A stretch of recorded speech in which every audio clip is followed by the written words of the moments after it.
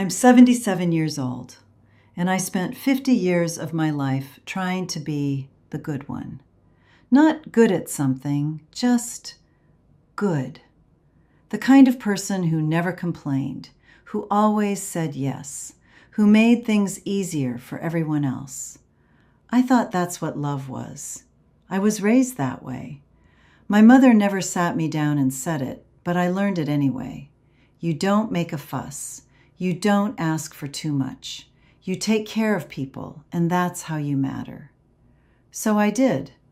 I married at 23. He was a decent man, worked hard, didn't drink much. We had 2 kids by the time I was 27, and I became the person everyone needed me to be.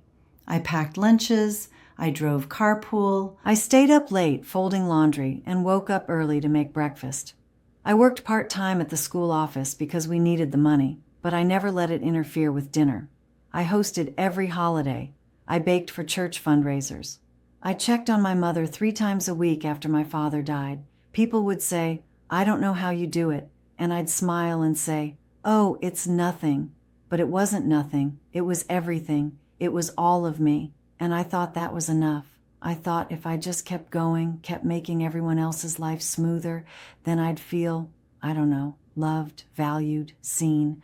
But no one sees you when you disappear into what they need. My husband never asked what I wanted, not because he was cruel. He just assumed I was fine, and I never told him otherwise. I didn't even know I wasn't fine. I thought tired was normal. I thought giving up hobbies was what mothers did. I thought resentment was just part of marriage. My kids grew up. They moved away, started their own lives, and I was happy for them. I was. But I also felt this strange, creeping panic because I didn't know what to do with myself. I'd spent 30 years being someone's wife, someone's mother, someone's daughter. And when those roles got quieter, I realized I had no idea who I was underneath. I tried to fill the space. I volunteered more. I took care of my mother full-time when she got sick. I babysat my grandkids whenever my daughter needed me. I said yes to everything. And then my husband died. Heart attack, sudden, he was 71. And everyone said, "At least you had all those years together." And I nodded. Because what else do you say? But the truth is, I didn't feel the loss I thought I would. I felt relief.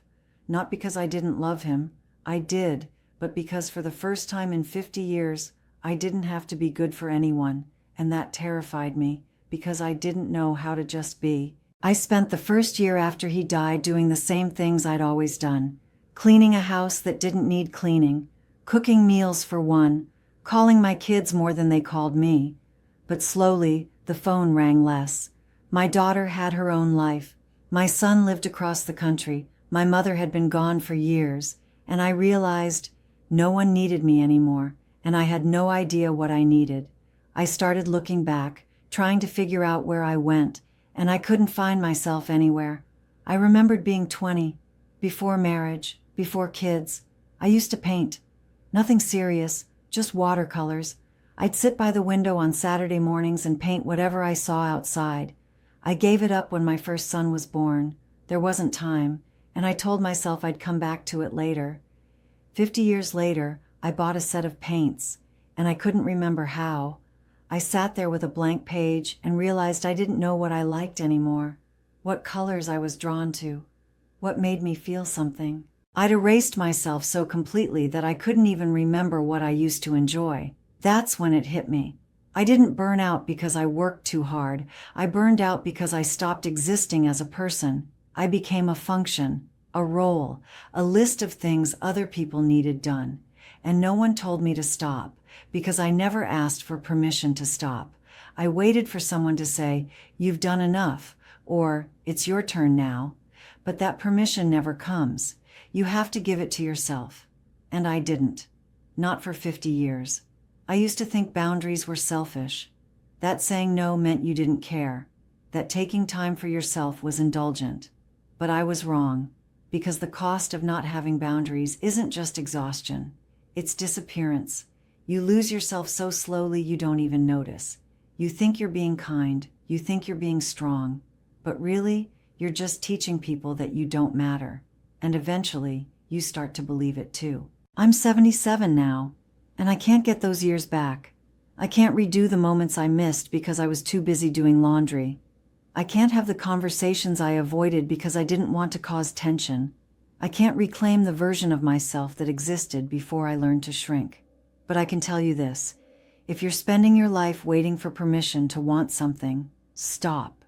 It's not coming. If you're afraid that taking care of yourself makes you selfish, you're wrong. Because the people who love you don't need you to disappear. They need you to be whole. And if they do need you to disappear, then you're not being loved. You're being used. I know that sounds harsh, but it's true. I wasted 50 years believing that my worth came from how much I could give, and now I'm too old to do most of the things I used to dream about. I'm not telling you this because I want pity. I'm telling you because I don't want you to end up here, sitting in a quiet house, waiting for the phone to ring, wondering why you feel so empty after spending your whole life being full for everyone else. You don't owe anyone your entire self, not your spouse, not your kids, not your parents, not your job. You're allowed to say no. You're allowed to rest. You're allowed to want things. You're allowed to be more than useful. I wish I'd known that at 30, or 40, or even 60, but I didn't. And now all I have left is this: a little bit of time, and the hope that maybe someone hears this and makes a different choice, not because I told them to, but because they finally gave themselves permission.